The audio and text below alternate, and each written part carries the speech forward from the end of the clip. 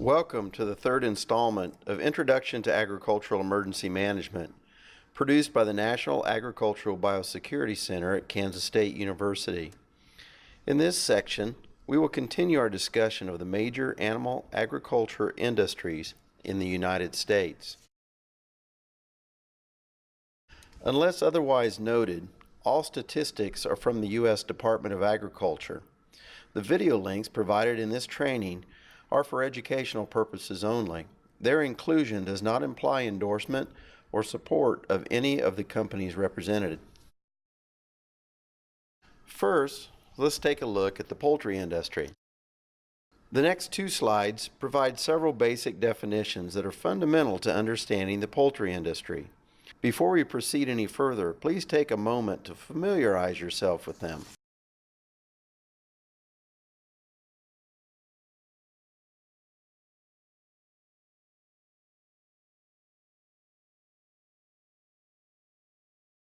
The U.S. poultry industry is the world's largest producer and the world's second largest exporter of poultry meat.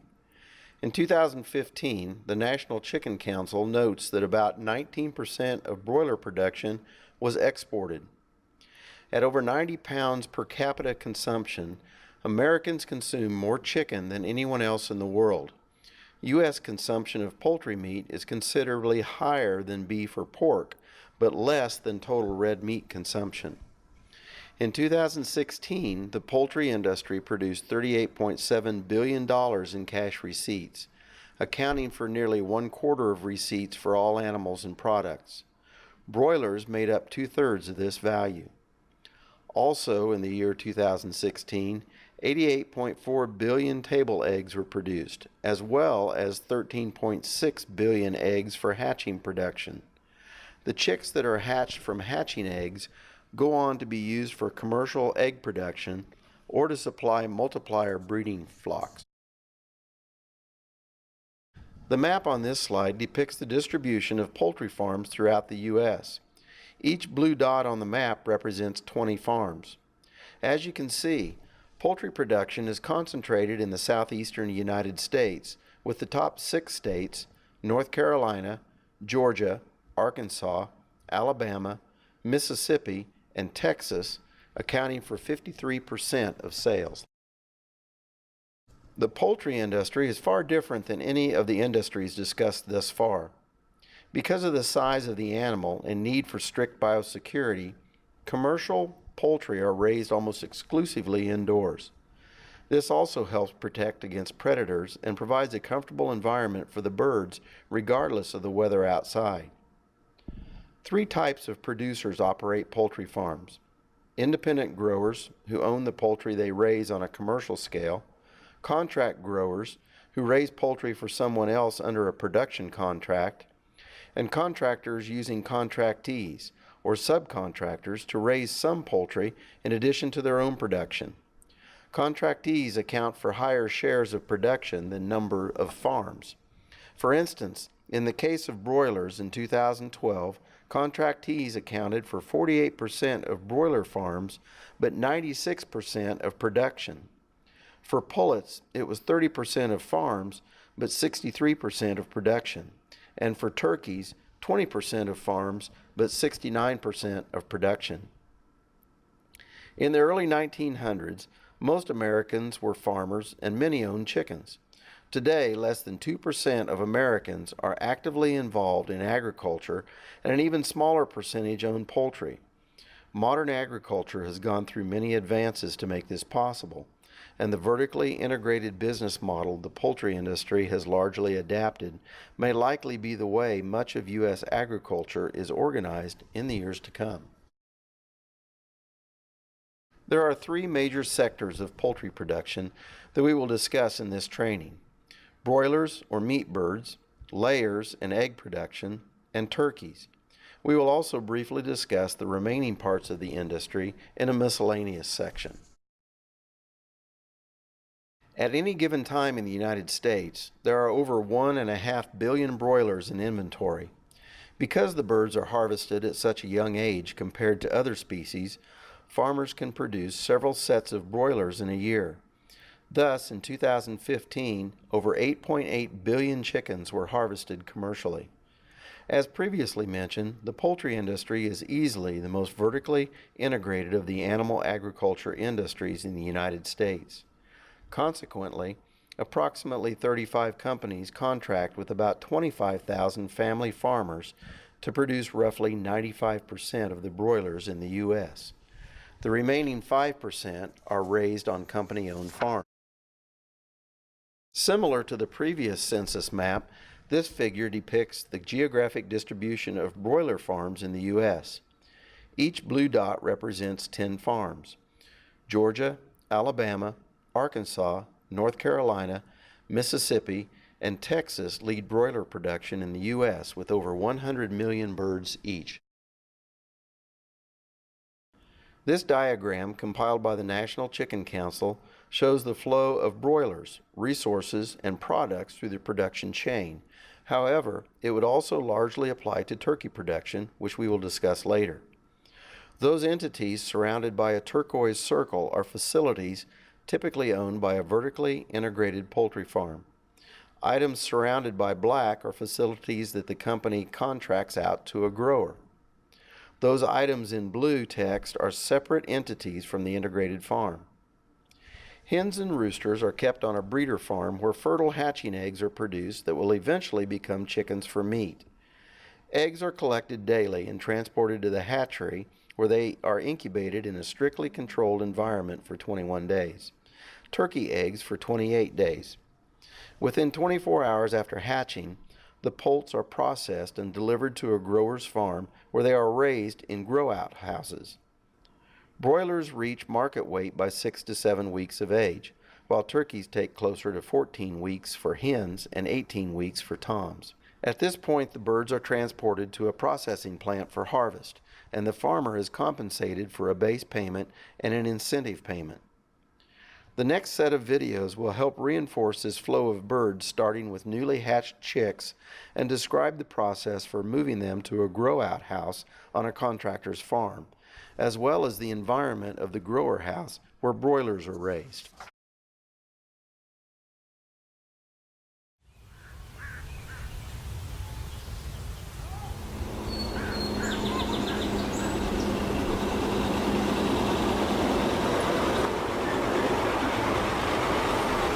In a hatchery, we receive the fertile eggs from our breeder farms. They're incubated for 21 days, and then that healthy chick is sent to a broiler farm like this one.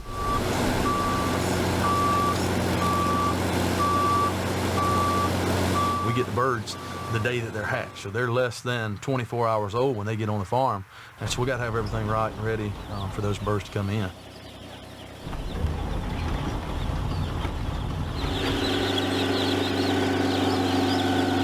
The forklift drives in with the pallet of baby birds, you reach up and grab a tray, and you lower the tray. You don't want to dump them out over knee high, so they won't have to fall from a long ways to the floor. This pipe right here is to keep you from stepping on or forklift running over birds. When that bird comes to you, he's less than 24 hours old. So he learned to eat and drink water right here on your farm. And he'll sit down, you know, if you don't go in and stir him up and make him go to water and go to the feed. There's going to be just a litter floor, and when I say litter, it's poultry manure, but because of airflow through the house, it's all dry. It's a composted litter. Usually you're going to put either peanut hulls or a sawdust on the floor, and then as the flock goes by, the birds eat, evacuate the waste, and you get this organic material. Growing chickens is like any other part of agriculture. The better start you get, the better finish you're going to have. And that's why it's so important to start them off in a good environment. Raising a chicken, you almost have to take on the life of a chicken. You have to wonder, why does this feel warm, cool, is the air quality good? You have to think of why would this be uncomfortable, or why is this comfortable to a chicken?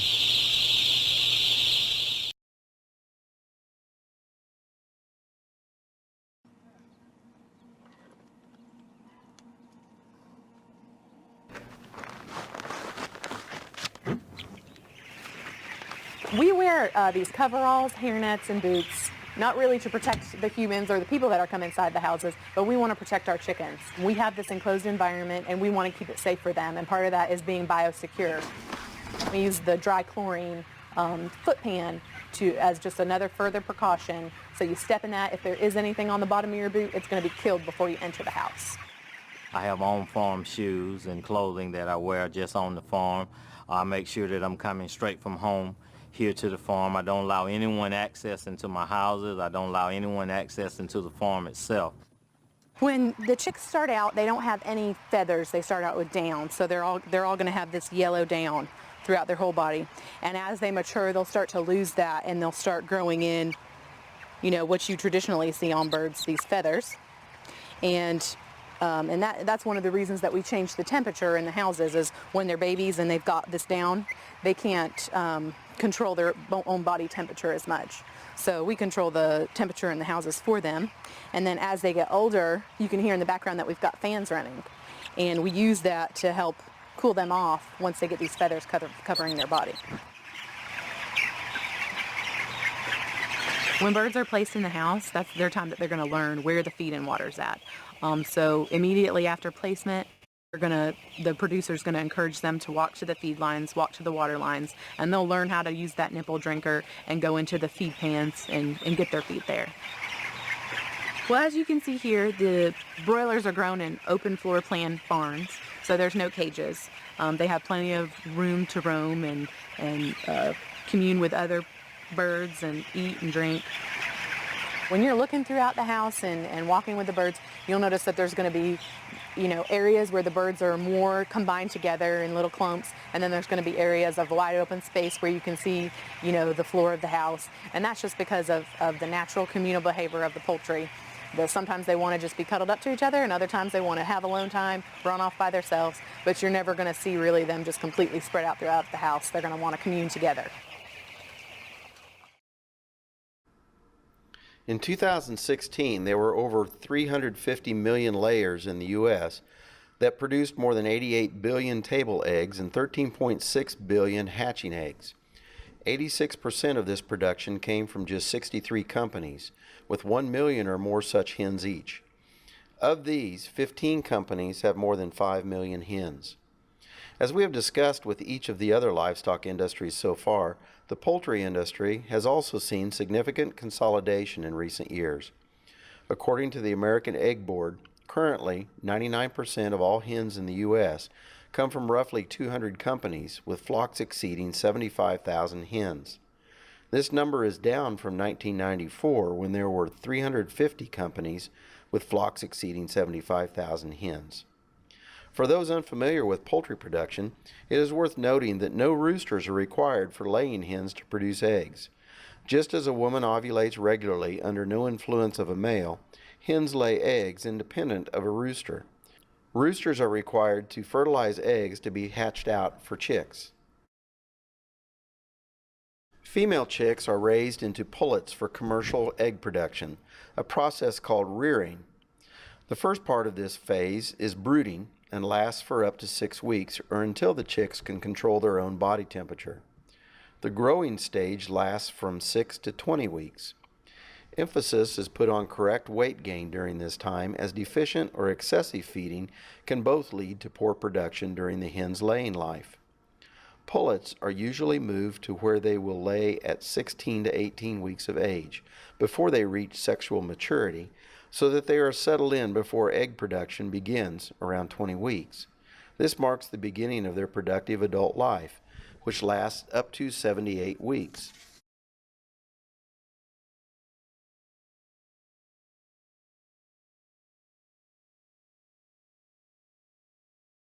This map shows the distribution of layer farms throughout the United States at the time of the last Census of Agriculture in 2012. Each blue dot represents 20 farms. The 5 largest egg-producing states, Iowa, Indiana, Ohio, Pennsylvania, and Texas, account for just over half, or 52%, of all hens in the U.S. With roughly 5 times the number of farms as broilers, production is comparatively more widespread throughout the country. 88% of these farms contain less than 49 birds, while 1.5% contain 10,000 or more.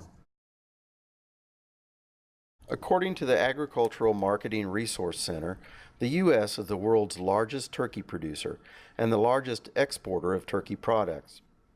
As of 2016, it was also the second highest country in turkey consumption, lagging only Israel. Total value of the industry was more than $6 billion in 2016. Up until 100 years ago, turkey production was largely a seasonal endeavor.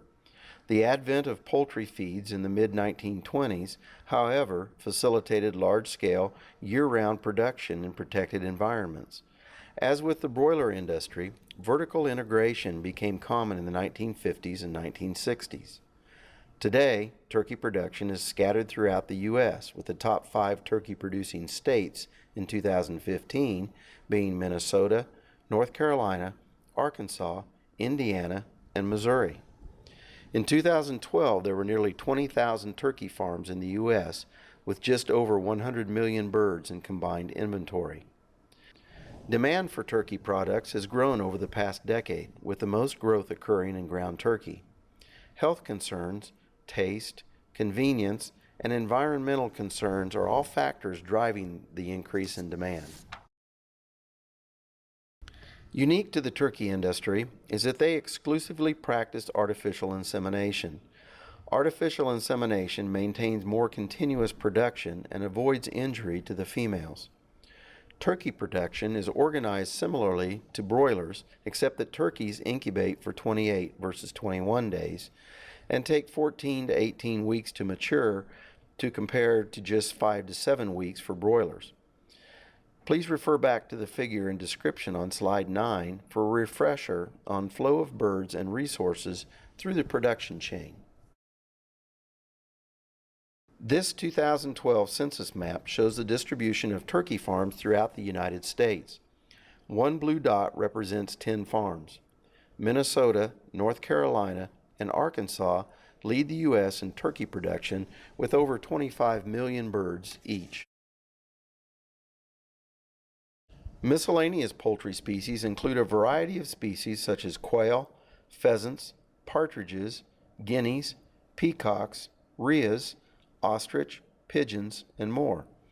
Several species are raised for hunting preserves that sponsor controlled release hunting. Others are raised for gourmet food markets, and some are simply recreational. This chart lists the number of farms and birds for each of the species of poultry included in the 2012 U.S. Census of Agriculture.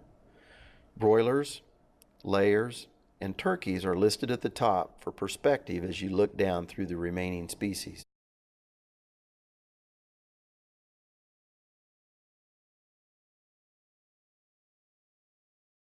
Previous outbreaks of highly pathogenic avian influenza and exotic Newcastle disease have highlighted the challenges that certain sectors of the poultry industry pose in an outbreak scenario, even if those sectors account for a small percentage of the birds involved.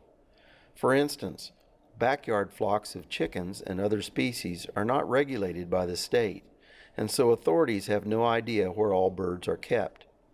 Officials literally knocked on doors during the recent highly pathogenic AI outbreak in order to ascertain who had poultry. Backyard flocks also have a higher chance of interacting with wild birds, thereby potentially transmitting diseases between populations. Moreover, swap meets are a poorly regulated location for birds to intermingle and change ownership, often with incomplete or a total lack of paperwork to accompany the transactions. Internet sales are similarly troublesome.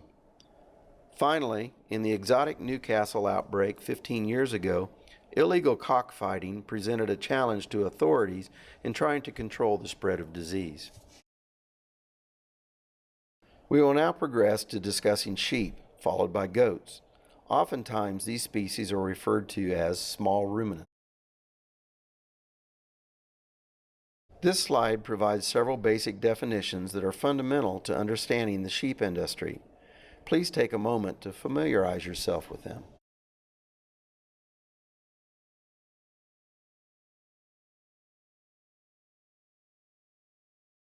The U.S. sheep industry has faced universal decreases over the last half century due to shrinking revenues and low rates of return. Per capita consumption has decreased roughly 80% since the 1960s, and the development of synthetic fibers in the 1940s has taken a hard toll on the wool market. 92% of the nearly 88,500 total operations in 2012 had fewer than 100 head of sheep and lambs and accounted for less than 1/3 of the sheep and lamb inventory. As income from wool declines, producers have shifted their focus to lamb and mutton production as well as other byproducts such as sheep leather. This slide offers a visual representation of the contraction the U.S. sheep industry has seen over the last 70 years. Inventory has steadily declined from a peak of over 50 million head in the 1940s to just over 5 million head at the beginning of 2017. The number of sheep operations has also declined from over 113,000 in 1987 to less than 90,000 in 2012. A 20% decrease, as producers experience shrinking revenues and low rates of return. From 1992 to 2012, sheep operations in the mountain states, northern plains, lake states, and Corn Belt saw double-digit declines. Because these were primarily larger operations, the sheep inventory has continued in a downward trend despite regional increases in small flocks over the same time period. The repeal of the National Wool Act in 1993 by Congress has accelerated this decline. This map shows the geographic distribution of sheep and lambs throughout the United States as of the 2012 Census of Agriculture. Each blue dot on the map represents 1,000 sheep and lambs. More than 2/3 of U.S. operations are located in the Southern Plains, Mountain, and Pacific regions. Sheep operations are important to the economies of several states, though they contribute less than 1% of all U.S. livestock industry receipts. Sheep production exists in two types of enterprises: stock sheep and lamb feeding. Stock sheep producers manage grazing flocks on pasture and rangeland, often in the arid western U.S., where the land has few alternative uses.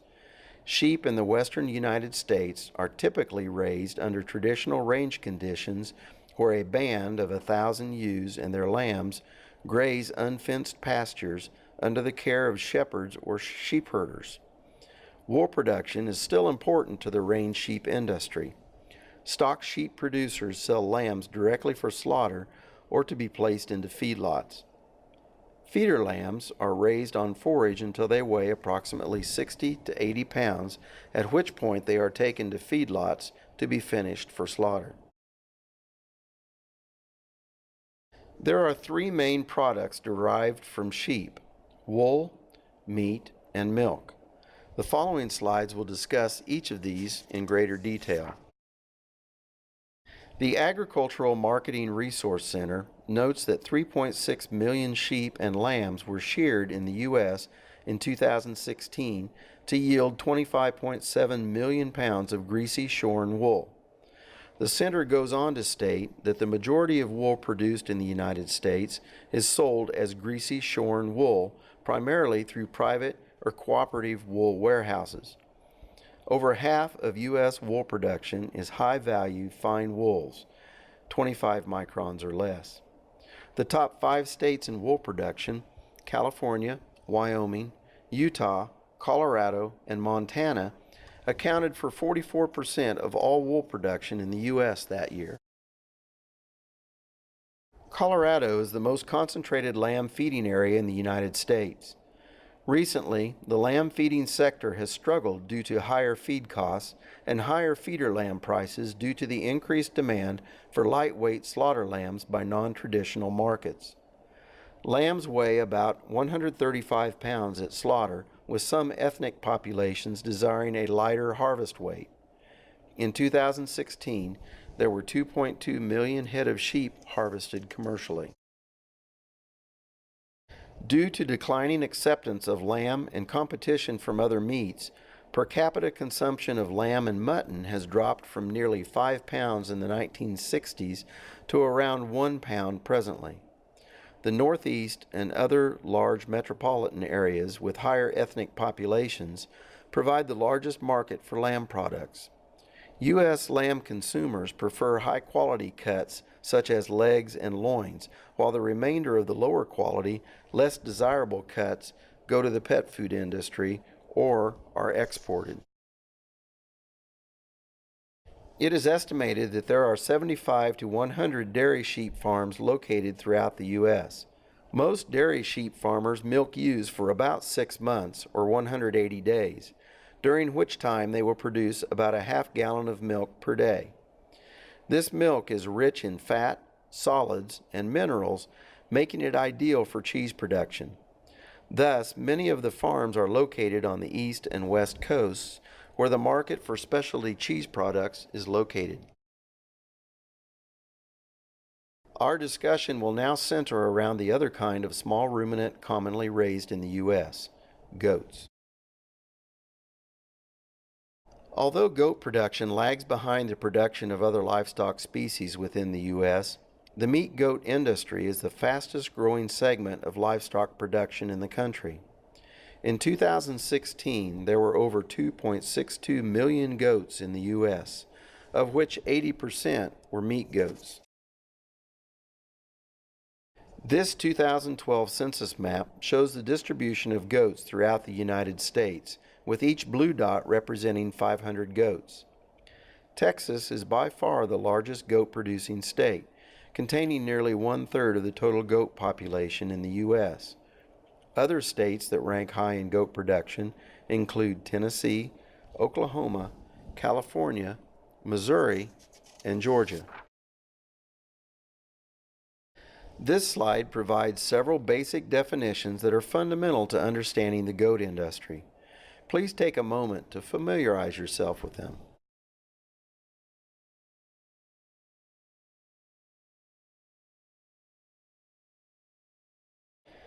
There are two main types of goat production in the U.S., meat and dairy.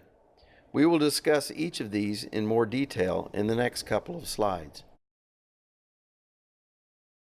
Meat goat production is predominantly located in Texas, Oklahoma, and the southeastern portion of the U.S. When one considers the geography of these states and that brush control was rated as a very important reason for raising meat goats on approximately 1/3 of the operations, it is easy to understand why these states are the primary producers of goat meat. Nearly 2/3 of all meat goats are sold through auction markets. Increasing ethnic populations, particularly Hispanics and Muslims in the U.S., are driving the growth in demand for goat meat. The seasonal demand strongly correlates with their respective cultural and religious holidays. The average weight at slaughter is 65 pounds, but this will vary throughout the year as different sized kids are desired for different occasions. 5 of the top 10 states in dairy goat inventory are in the Midwest: Wisconsin, Iowa, Michigan, Minnesota, and Indiana. The other 5 states include California, Texas, Pennsylvania, New York, and Oregon. The dairy goat industry has seen a steady growth in inventory over the past 15 years. This is largely due to connoisseur consumers who value goat milk and dairy goat products such as cheese, ice cream, yogurt, and gelato.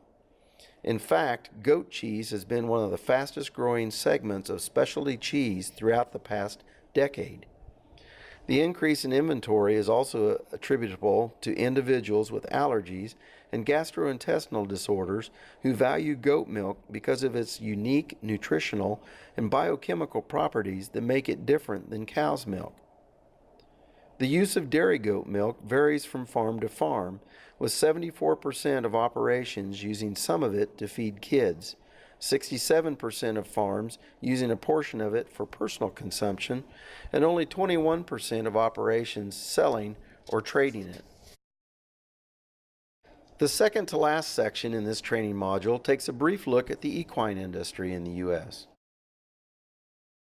The term equine refers to members of the Equidae family, which is composed of horses, donkeys, and zebras.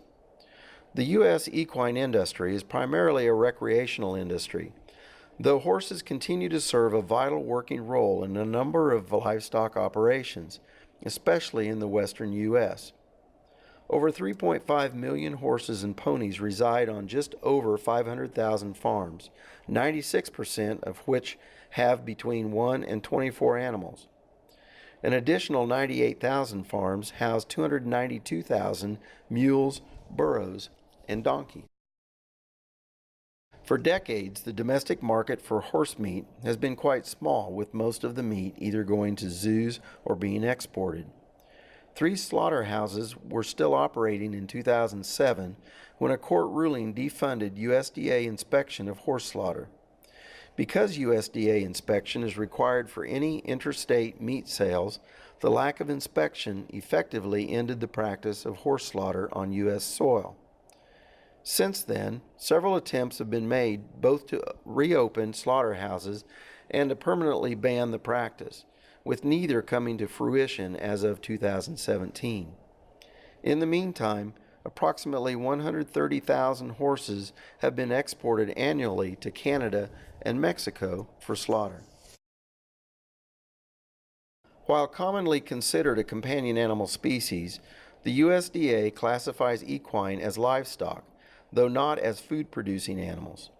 They are susceptible to several FAD or HCDs, including African horse sickness, vesicular stomatitis, and equine infectious anemia.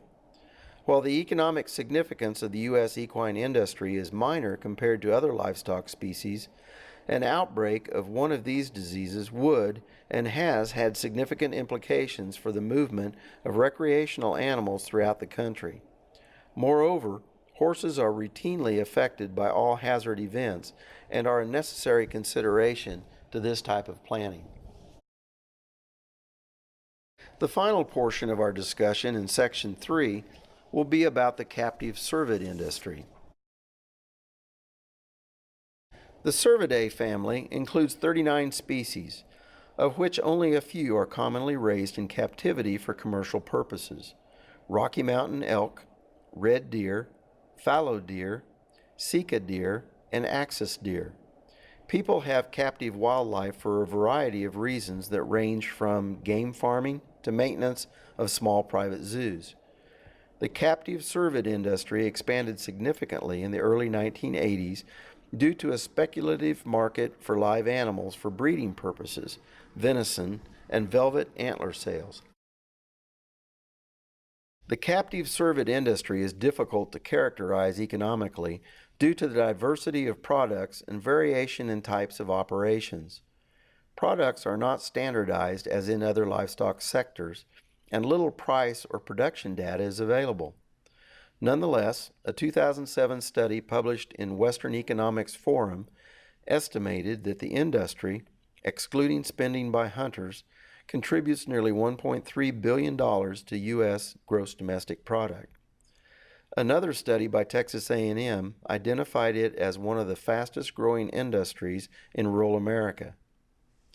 According to the 2012 U.S. Census of Agriculture, there are 4,042 deer farms with 231,431 animals throughout the U.S.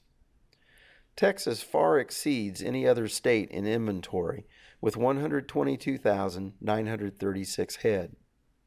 The next highest state, Pennsylvania, has 15,731 head, followed by mostly northern states. In terms of elk in captivity, in 2012 there were 1,199 farms with 38,061 animals, down from nearly 70,000 animals in 2007. Minnesota farms the most elk with 4,610 head, followed predominantly by other states in the western U.S. and upper Midwest. Cervid producers today participate in 4 predominant marketing avenues, a broader range than for most other common livestock. Breeding stock consists primarily of heifers and proven males. The value of quality registered elk is similar to the value of quality registered cattle. Artificial insemination is common. Velvet Antler, for hundreds of years, Asia and Korea especially, has purchased elk antler as a medical dietary aid. This market has proven to be a consistent, strong market opportunity, with demand also growing in North America. Velvet Antler sells for roughly $50 per pound, and average bulls produce 14 to 16 pounds per year starting around 2 years of age. Meat. Consumption of venison, which includes elk meat, by Americans has more than doubled since 1992. This outlet continues to grow among fine dining and gourmet establishments. Elk meat is mild, not gamey, and consistently lean. Sales to deer or game parks and exhibits. The demand for mature, hard-antlered bulls from the game farm market has also accelerated as high-quality trophies become increasingly rare in the wild. Game preserves offer interested individuals a hunting experience in habitat that is comparable to that of free-ranging cervids, while providing an economically rewarding harvest opportunity to those producers who have appropriate land resources. This concludes Section 3 of the Introduction to Agricultural Emergency Management Training. We again thank you for your interest in this course. Please continue to the fourth and final section for information on all hazard planning and One Health.